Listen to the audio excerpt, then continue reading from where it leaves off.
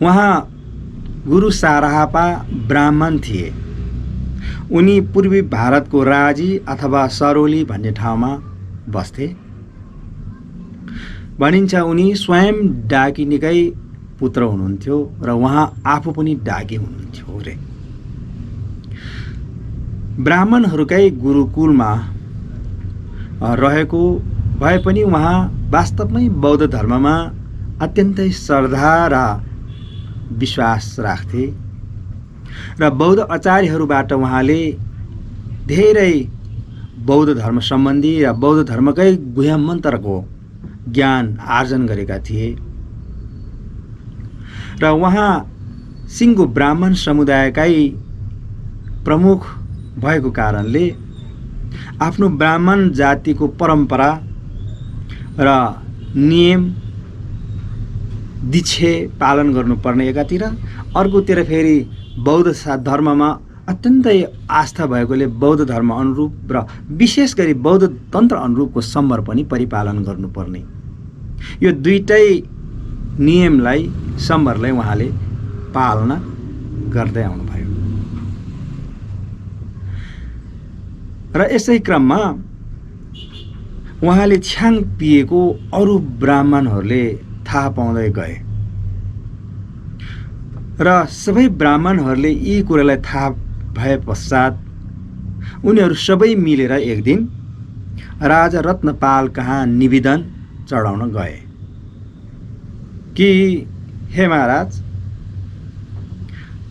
हाम्रो यो देशमा अब हामी सिङ्गो 15,000 ब्राह्मणहरूको प्रमुख व्यक्ति सारापाले अनि मदिरा पिएर बस्छ भने त्यसलाई यो देशमा राख्न मिल्छ र? यो देश निष्कासन गर्नु पर्यो, देश निकाल गर्नु पर्यो। अनि राजाले भन्नुहुन्छ, हेर्नुहोस् 15,000कै प्रमुख व्यक्तिलाई मैले यो देशबाट निकाल्न चाहिँ चाहँदैन है र मिल्दैन। बरु म त्यहीँ गएर उनी समक्ष नै म यस बारेमा बुझ्छु भनेर राजा त्यहाँबाट सारापा भएको ठाउँमा जान्छ र राजाले सारापालाई यस बारेमा भन्नुहुन्छ, तपाईँ ब्राह्मणहरूकै यस्तो प्रमुख व्यक्ति भएर, गुरु व्यक्ति भएर अनि तपाईँले यस्तो मदिरा पिउन मिल्छ त भनेर भन्छ। अनि सारापाले भन्नुहुन्छ, होइन महाराज, मैले पिएको छैन, मैले मदिरा पिएकै छैन। उसो भए सारा मानिस बोलाउँछु, सबैको अगाडि कसम खान सक्छौ? अनि सारापाले भन्छ, हुन्छ सबै बोलाउनु, म उनीहरूको अगाडि म कसम खान्छु, शपथ खान्छु। अनि राजाले सबैलाई बोलाउँछ, त्यहाँ सबै जनताहरू र त्यहाँको सबै ब्राह्मण समुदायहरू पनि जम्मा हुन्छ। सबैको अगाडि उनीहरू आइसकेपछि सबैको अगाडि अनि सारापाले भतभत उम्लेको तेलमा चाहिँ उनले भन्छ, ल मैले छ्याङ मदिरा पिएको हो भने यो तेलले मेरो यो हात जलोस्, यदि पिएको रहेनछ भने मेरो यो हात नजलोस् भनेपछि अनि सबैको अगाडि उनले त्यो उम्लेको तेलमा हात डुबाउँछ। डुबाएर निकाल्दा त उसको हात जलेन, हात जलेन र नपत्याए म अझ फेरि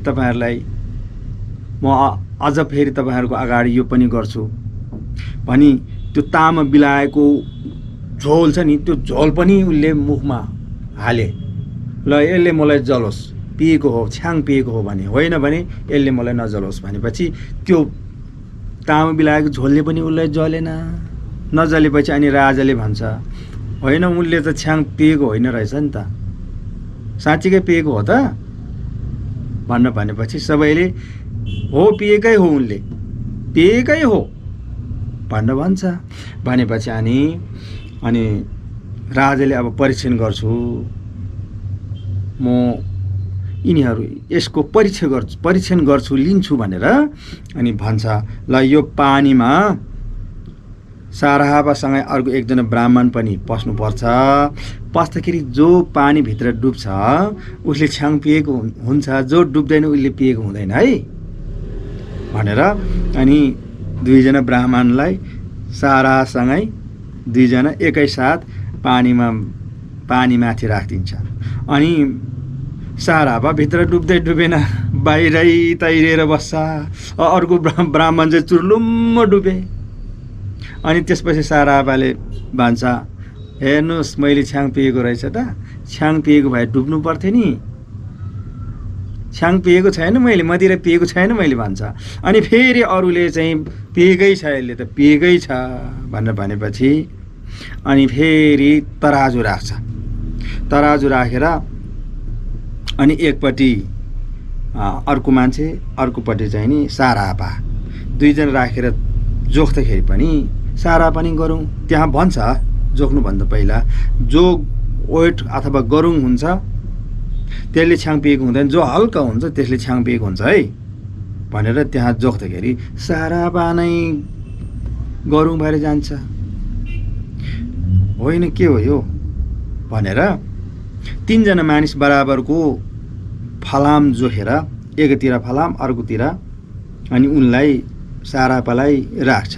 तर सारापा नै गरुङ भइजान्छ है, त्यो फलाम नै हल्का हुन्छ। अझै पत्याएन, 6 जना मानिस बराबरको राखौँ त भनेर 6 जना मानिस बराबरको चाहिँ फलाम जोखेर एकतिर फलाम अर्कोतिर सारापा बस्छ, सारापा नै गरुङ भइजान्छ। यस्तो भएपछि फलाम चाहिँ हल्का, उनी चाहिँ गरुङ, र अनि आश्चर्य चकित भएन त। अनि सारापाले भन्छ मैले छ्याङ पिएकै छैन।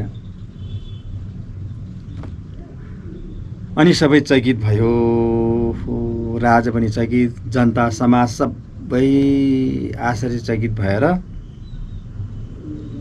अनि त्यतिखेर राजाले घोषणा गर्छ क्या। अनि राजाले के भन्छ भने, हेर्नुहोस् उहाँको जस्तो शक्ति, तागत, क्षमता यदि अरू कसैको भयो भने छ्याङ पिउन मिल्छ, मदिरा पिउन पनि मिल्छ, पिउन पनि सक्छ है भनेर भन्छ। यसको तात्पर्य चाहिँ हामीले नि बुझ्नुपर्छ। त्यो भने के हो भने सबैले छ्याङ पिउनु भनेको होइन। यस्तो प्रकारको अद्भुत शक्ति, यस्तो प्रकारको क्षमता पानीमा नडुब्ने, आगोले नजल्ने, तामा बिलाएकोले पनि नजल्ने, त्यत्रो फलामको चाहिँ भारी राख्दा पनि उनी नै गरुङ भएर जाने खालका अद्भुतका लक्षण त्यहाँ सिद्ध भएपछि अनि त्यस्तो अद्भुतको क्षमता भएको व्यक्तिले अनि छ्याङ पिउन सक्छ, त्यस्तो खालको क्षमता अरूमा छ भने पिउन पनि सक्छौँ है भनेको राजाको आशय देखिन्छ है। किनकि यी कुरा चाहिँ जान्नेको लागि चाहिँ अमृत पनि हो क्या, अमृत पनि हो, नजान्नेको लागि त विष पनि हुन्छ। जस्तै आगोको उदाहरण दिन सक्छौँ, सर्पको विषको उदाहरण दिन सक्छौँ, मयूर र बिच्छीको उदाहरण दिन सक्छौँ। मयूर बिच्छीले पचाउन सक्छ, अरू चराचुङ्गीले पचाउन सक्दैन, अरू चराचुङ्गीले खुवाए पनि ठहरै मर्छ। मयूरको चाहिँ आहार हो, त्यो खोजी खोजी खान्छ बिच्छे र अरू मृत्युको कारण हुन्छ। त्यस्तै सर्पको विष हामीले सर्पले डस्यो भने हामी ठहरै मर्छौँ, हो होइन? हामी ठहरै मर्छौँ। तर यदि डक्टरको हातमा, वैद्यको हातमा, जान्नेको हातमा त्यो विष पर्यो भने त्यो फेरि कसैलाई बचाउनको लागि औषधि पनि हुन्छ, कसैले बच्ने अमृत औषधि पनि बन्छ त्यो। त्यसैले गर्दा नजान्दा पो विष हो त, जान्यो भने त अमृत हुन्छ त्यो। त्यस्तै आगो पनि त्यही हो, हामीले सही ठाउँमा प्रयोग गर्न जान्यो भने आगोले यी काँचो चिजहरू पकाउने काम गर्छ, पाक्ने काम गर्छ। यदि नजान्नेको हातमा पर्यो भने सर्वस्व सबै भस्म गरिदिन्छ नि, हो होइन? हो होइन? आगोको स्वभाव त्यस्तो छ नि, हो यो मदिराको पनि स्वभाव त्यस्तै हो, त्यस्तै हो। सारापाले पियो होला या उहाँले अब पिएन होला, त्यो आफ्नो ठाउँमै छ। तर उहाँको यो अद्भुत क्षमता देख्दा त्यसको अगाडि त्यो छ्याङ त तुच्छ, केही होइन। उनको लागि त अमृतै हो त्यो, उनको लागि त अमृतै भयो त्यो। त्यसैले यस्ता कुराहरूलाई लिएर विवाद गर्नु बेकार छ। सिद्ध गुरुहरूको लागि, ज्ञानीहरूको लागि अनि यस्ता कुराहरू ट्रान्सफर्मेसनद्वारा अमृतमा परिणत पनि गर्न सक्नुहुन्छ। यी कुरा चाहिँ तपाईँ हामीले बुझ्नुपर्छ। र यसको तात्पर्य चाहिँ यो होइन कि हामी सबैले मदिरा पिउनुपर्छ, हामी सबै जड्या बन्नुपर्छ, छ्याङ खानुपर्छ, रक्सी खानुपर्छ, त्यो होइन, त्यो होइन। र यसको मतलब चाहिँ त्यो हो कि जान्नेको हातमा पाइयो भने ती विष चाहिँ अमृत बन्छ भनेको हो। ती विष त अमृत पनि बन्न सक्छ। त्यसैले अनि राजाले पनि त्यही भने, उसको जस्तो क्षमता छ भने मदिरा पिउन सक्छौँ। यति भनेपछि सबै त्यहाँको जनताहरू पनि आश्चर्यचकित भए। उनीप्रति अगाध श्रद्धा प्रकट भयो। राजा जनता सबै मिलेर उनीप्रति अनि क्षमा याचना मागे। हामीले एकदमै गल्ती भनेछौँ, हामीलाई क्षमा गरिदिनुहोस् हजुर।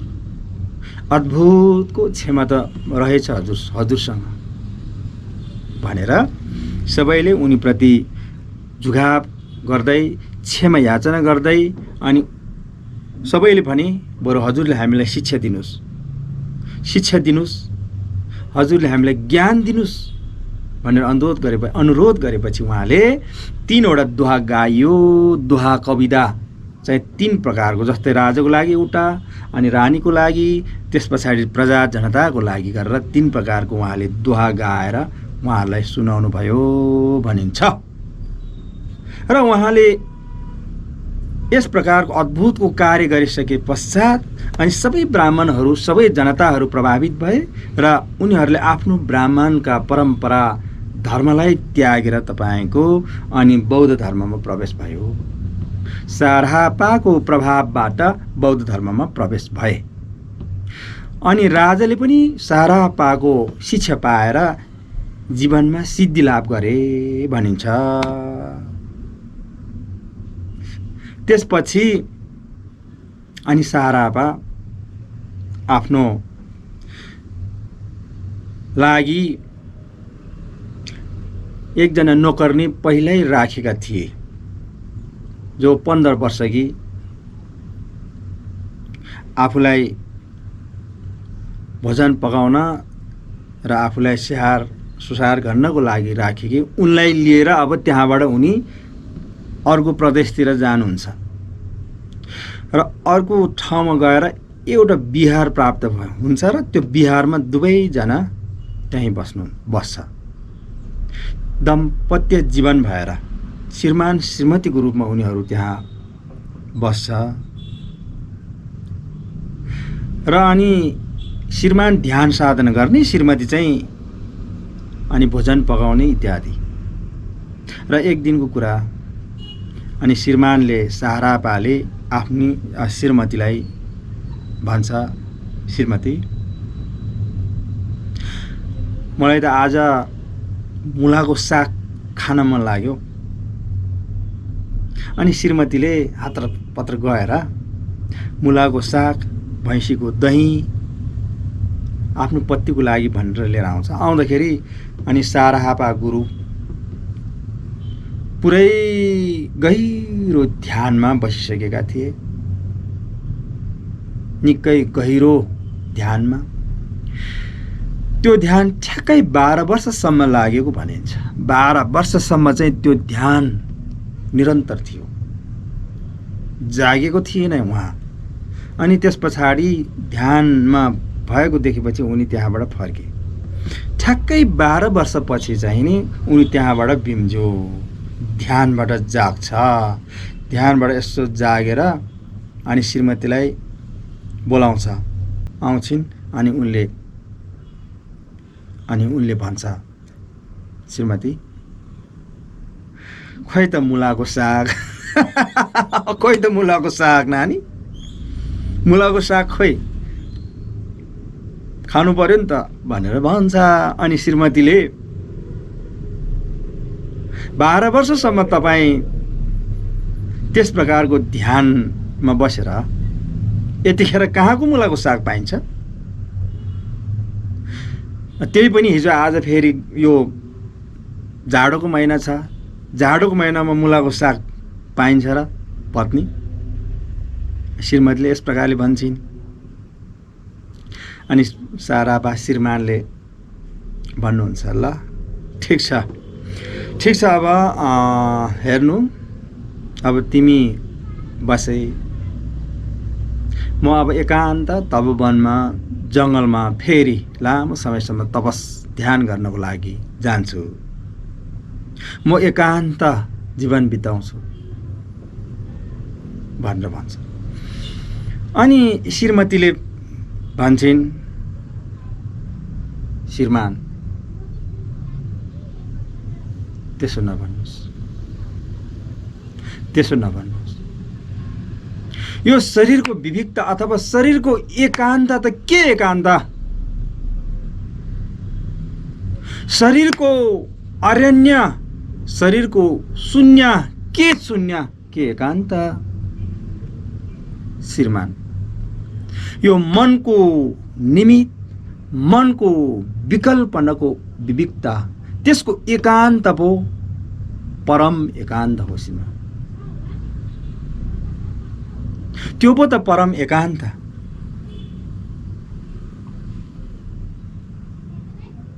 अनि श्रीमानलाई ओहो भन्ने लाग्छ के मेरी श्रीमतीले भनेकी कुरा एकदम सही हो। अनि श्रीमतीले भन्छन्, तसर्थ श्रीमान 12 वर्षसम्म तपाईले त्यस्तो गहिरो ध्यान साधना गर्नुभयो, तर सानो एउटा तुच्छ कुरामा तपाईको नियमित ग्रह, तपाईको विकल्पना रहेको कारणले तपाईले परम सिद्धि प्राप्त गर्न सकेन। त्यो के हो थाहा छ? के हो भने मुलाको साग। मुलाको साग प्रति तपाईको थोरै सूक्ष्म विकल्पना, सूक्ष्म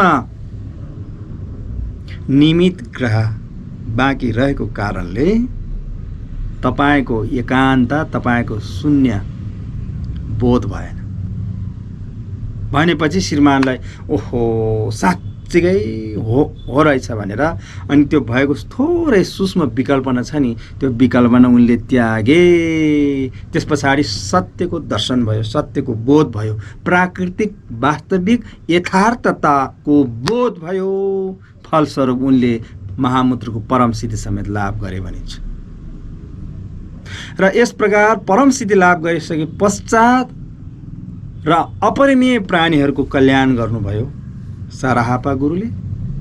र अन्ततः श्रीमान श्रीमती दम्पति दुवैजना खेजरी भुवन, जहाँ वज्रयोगिनी अनेकन सिद्धि डागिनीहरू विराजमान हुनुहुन्छ, जहाँ खेचरी भुवन भनिन्छ, ती खेचरी भुवनमा दुवैजना सर्लक्कै गयो भनिन्छ।